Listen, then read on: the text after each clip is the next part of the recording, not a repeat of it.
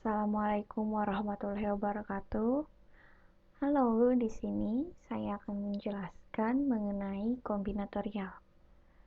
Yang pertama, saya ingin memperkenalkan diri dulu. Nama saya Hairul Nisa Salsabilariswanti dengan NIM 1202194337 dari SI 4307. Nah, baik, kombinatorial sendiri memiliki beberapa macam fungsi. Salah satu fungsinya dalam kehidupan nyata yaitu bisa digunakan untuk mengacak password.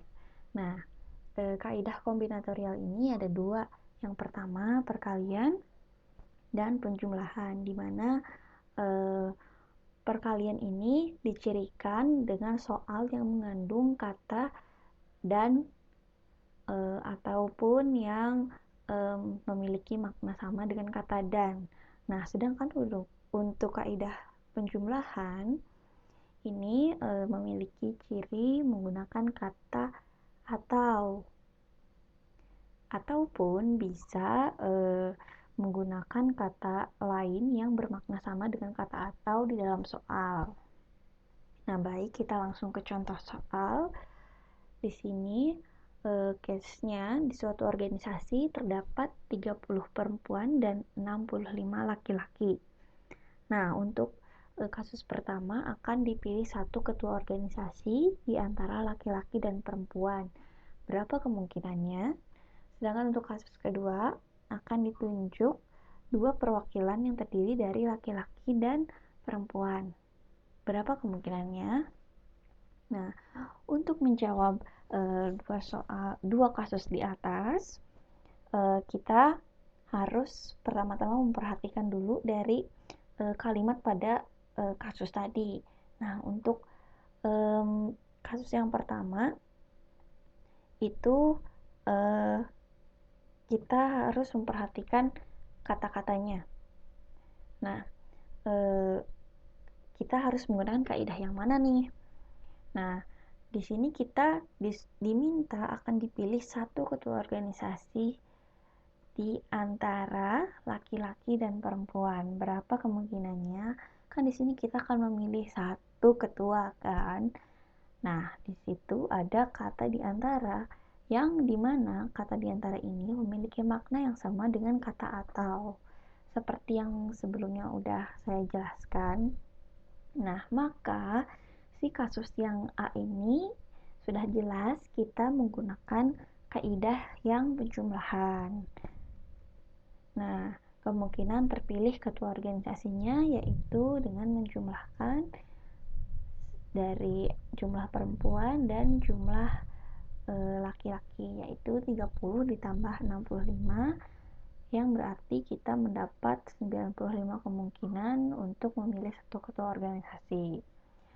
Nah, kemudian untuk kasus yang kedua atau yang B ini kita telaah lagi dari soalnya, dari kasusnya akan ditunjuk dua perwakilan yang terdiri dari laki-laki dan perempuan. Sudah jelas sekali di sini yang terdiri dari laki-laki dan perempuan. Maka kita di sini akan menggunakan kaidah yang perkalian. Karena tadi akan ditunjuk dua perwakilan terdirinya itu dari laki-laki dan perempuan. Seperti yang sudah saya jelaskan tadi di awal, kalau ciri-ciri dari kaidah perkalian itu adalah menggunakan kata dan sebagainya yang memiliki makna sama dengan kata dan.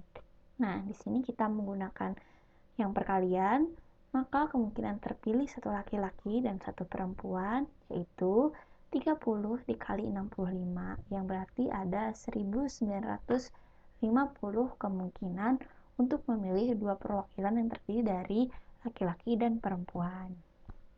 Nah, selanjutnya ada lagi contoh soal, kita sama menggunakan kaidah kombinatorial yang tadi, tetapi ada sedikit perbedaan. Nah, kita di sini akan belajar menggunakan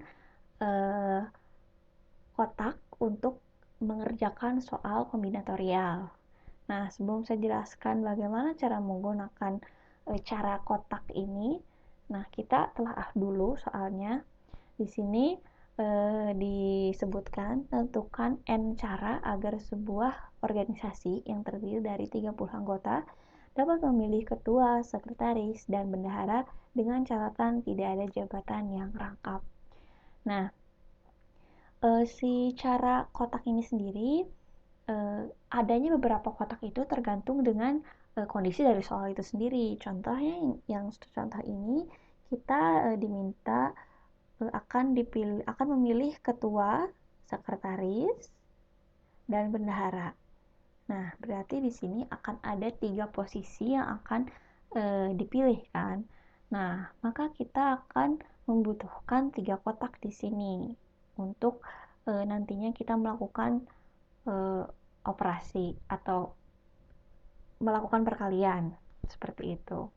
Kenapa di sini kita menggunakan perkalian? Karena di sini juga udah jelas ya, ketua, sekretaris, dan bendahara.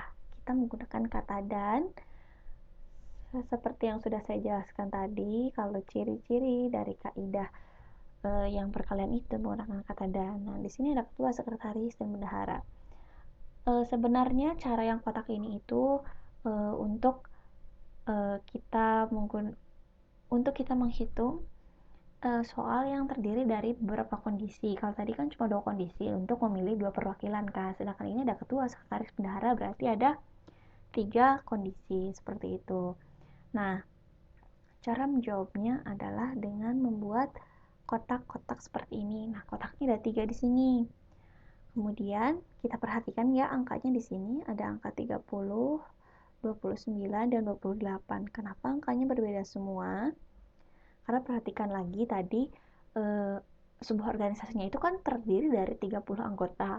Maka di awal kita akan memilih ketua yang memiliki anggota masih 30 kan. Nah, setelah kita memilih ketua, berarti sisa dari anggota organisasi itu setelah memilih ketua ada 29 yang bisa dipilih sebagai sekretaris. Begitu juga dengan bendahara. Makanya kita di sini angkanya berbeda-beda, ada 30, ada 29, dan ada 28 yang akan hasilnya adalah 24.360 cara. Lalu bagaimana kasusnya kalau misalkan tidak ada catatan seperti ini? Di sini kan kita tidak diperbolehkan ada jabatan yang rangkap kan. Nah, berarti tadi dia angkanya berbeda-beda dalam kita menggunakan perkalian. Gimana kalau misalkan diperbolehkan ada jabatan yang rangkap, misal ketuanya boleh jadi sekretaris juga dan sebagainya seperti itu, maka cara perhitungannya yaitu kotaknya sama, ada 3. Kita membuat kotak di sini, tetapi nanti angka-angka yang dimasukkannya itu tidak berbeda. Kenapa tidak berbeda? Karena tadi dia kita boleh bukan kita ya, maksudnya si nanti yang kepilihnya itu boleh memiliki jabatan yang rangkap seperti itu. Mohon maaf apabila ininya berantakan. Nah, di sini kita isi dengan angka 30. Terus di kotak kedua juga sama, diisinya dengan 30. Karena tadi dia boleh memiliki jabatan yang rangkap.